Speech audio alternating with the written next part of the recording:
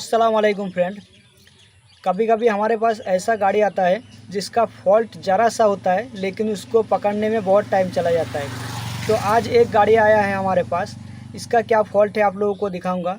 उससे पहले मैं थोड़ा आप लोगों को बता देता हूं कि ये गाड़ी जो है ये थोड़ी देर चल के घड़ करके आवाज़ होता है, फिर बंद हो जा रहा है।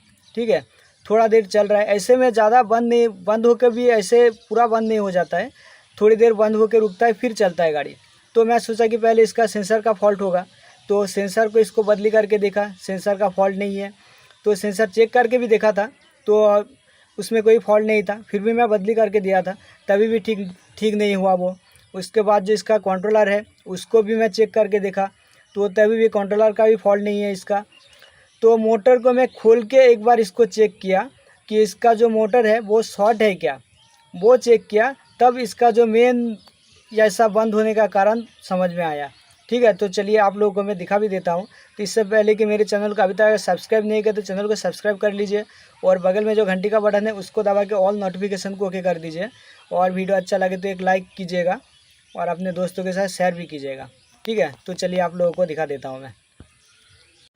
तो देखिए ये वाला मोटर था उस गाड़ी में, तो इस मोटर जब लगा हुआ था तो गाड़ी चलते चलते रुक जा रहा था, ऐसा लग रहा था कि कोई ब्रेक मार रहा है और अंदर से घड़ करके आवाज़ आ रहा था।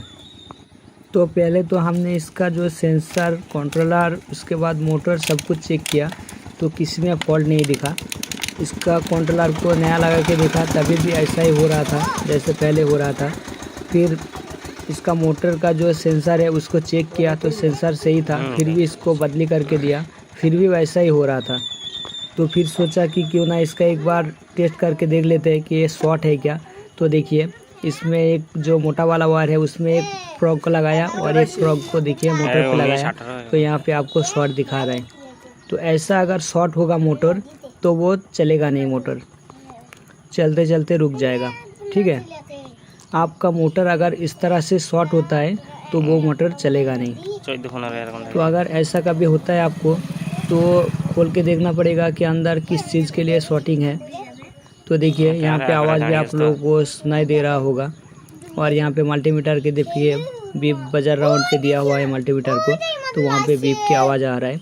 तो देखिए आप लोगों को सुनाई भी दे रहा होगा, बीप की आवाज़ आ रहा है। तो चलिए इसको खोल के एक बार देख लेते हैं कि अंदर क्या है इसका। ठीक है, इसका अंदर किस चीज़ का शॉर्टिंग है वो एक बार देखते हैं, अगर वो दिख गया तो ये सही हो जाएगा, नहीं तो ये सही नहीं होगा।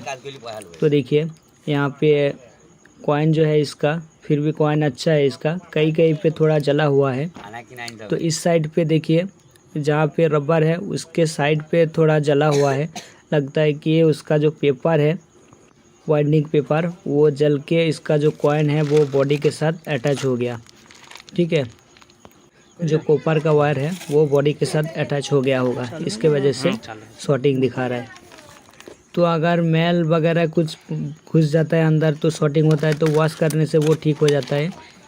और अगर इसका जो अंदर वाला पेपर जल जाता है उसके वजह से अगर शॉर्टिंग होता है तो वो ठीक नहीं होगा।